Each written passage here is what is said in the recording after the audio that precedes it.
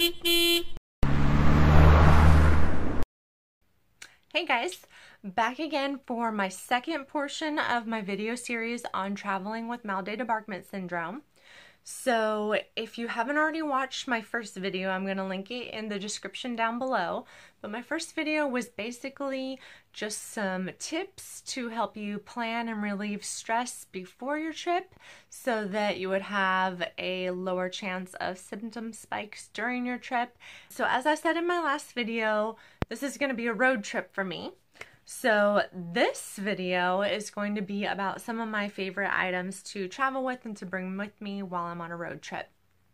One of the things that makes Mal de Debarquement Syndrome pretty unique is that when we are in a vehicle that's in motion, we usually get relief from all of our rocking and swaying and bobbing symptoms. For some of us, that's only when we are the driver, and for others, that's when we're the driver or the passenger.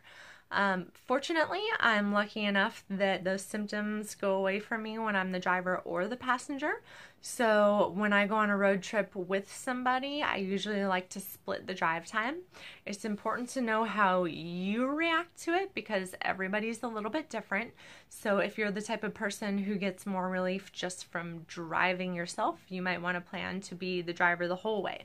The reason I choose to only be the driver for part of the trip is because I'm a very nervous driver. So if I drive the whole trip, all of that drive time is going to stress me out, which will cause my symptoms to spike once the car stops. So I usually split my drive time.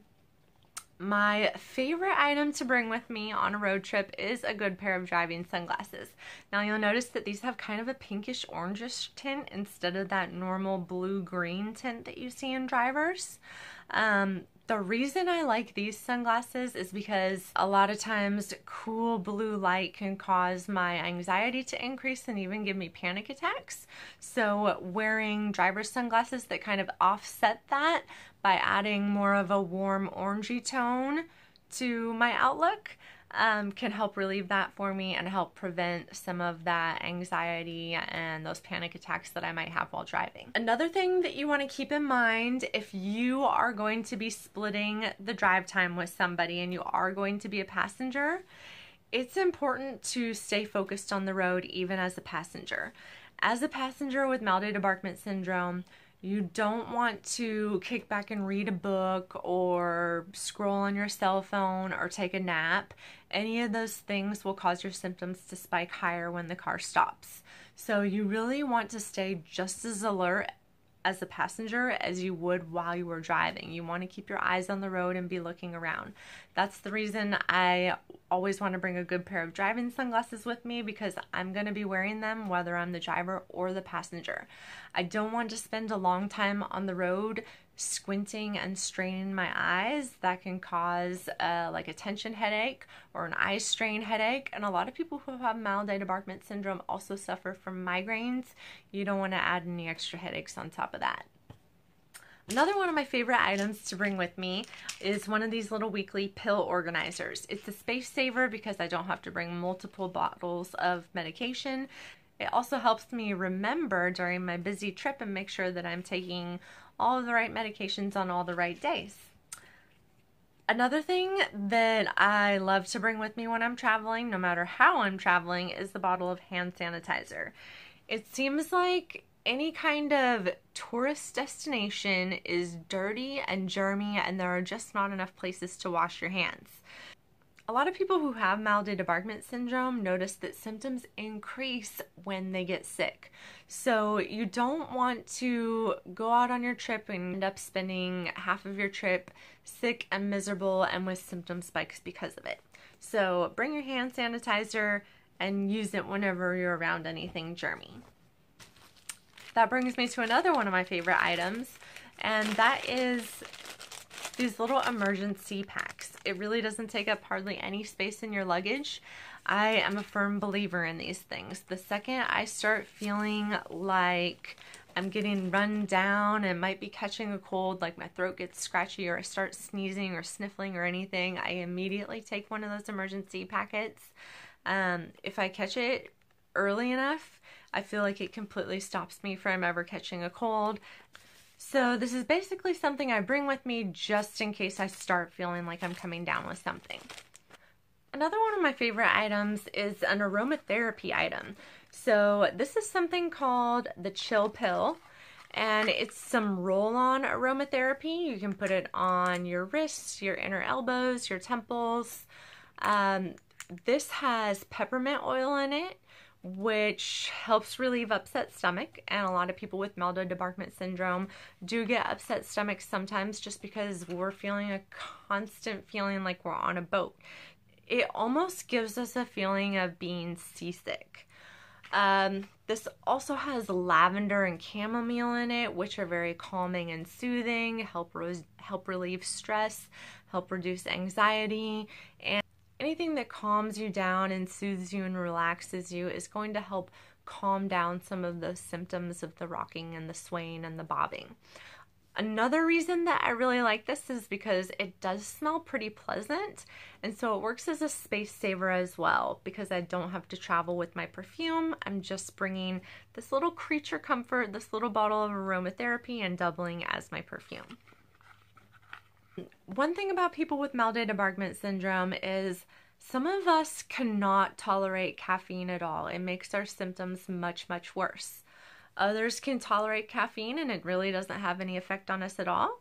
And then some of us have to have a little bit of caffeine to help combat the brain fog. For some of us, it's a double-edged sword.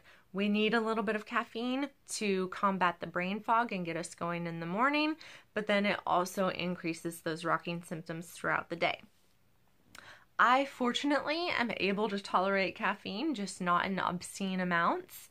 And I am one of those people that actually has to have some caffeine in order to combat the brain fog in the mornings.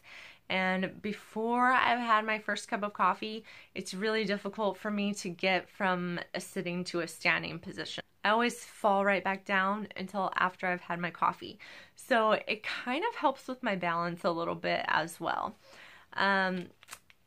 Hotel coffee is horrible. Call me a coffee snob, I don't care. This is one of my favorite items if you are somebody who needs some caffeine to combat that brain fog, and if you are someone who can tolerate caffeine and you're traveling.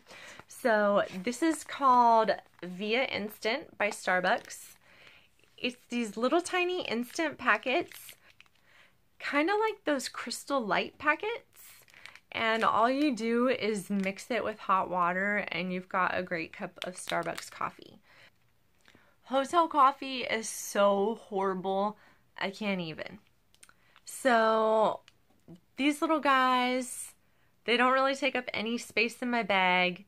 It's kind of that luxury creature comfort from home that I get to enjoy every morning. It's going to help me with the brain fog. It's going to help me get going and help me enjoy my day. If you are someone who cannot tolerate caffeine, I still recommend bringing something like tea bags. That's really small. It doesn't take up a lot of space in your luggage. You can get calming and relaxing nighttime teas that will help settle down your symptoms. If you do notice that you have some increased rocking, it might help you sleep a little bit better and relax at night in your hotel room. And it is just one of those little luxury comforts from home that your hotel isn't going to have, but you can easily pack in your bag and not really worry about taking up a whole lot of extra space. So get yourself some little Vias or bring a few bags of your favorite herbal non-caffeinated tea. Another thing that you have to think about when you're traveling is, what are you going to be doing while you're traveling?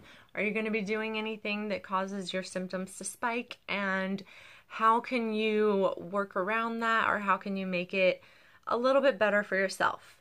So one thing about me when I'm traveling is I always do a little bit more walking, whether it just be walking around town or walking around a tourist destination or going out and seeing the sights somewhere. And usually when I am out walking and I'm on vacation, I'm carrying my purse with me. And here recently, I've noticed that when I carry a big heavy purse on one shoulder, it makes me feel like I'm swaying more. It makes me rock harder, makes me feel more out of balance.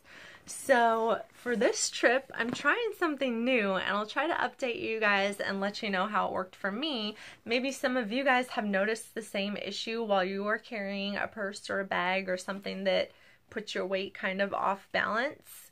But I found this neat little purse backpack, and so this is what I'm going to take with me on my trip so that things are distributed a little bit more evenly, since this can be carried on both shoulders. Hopefully I won't have that uneven weight distribution that makes me feel like I'm constantly rocking and swaying to one side. So I'm going to see how this works for me while I'm out and about, walking around town, taking in all the sights and checking things out on my vacation. If you have some success stories about traveling with Mal de Debarquement Syndrome, definitely share that in the comments down below. If you have a few favorite things to bring with you while you're traveling that help make things a little bit more comfortable for you, leave that information in the comments down below too.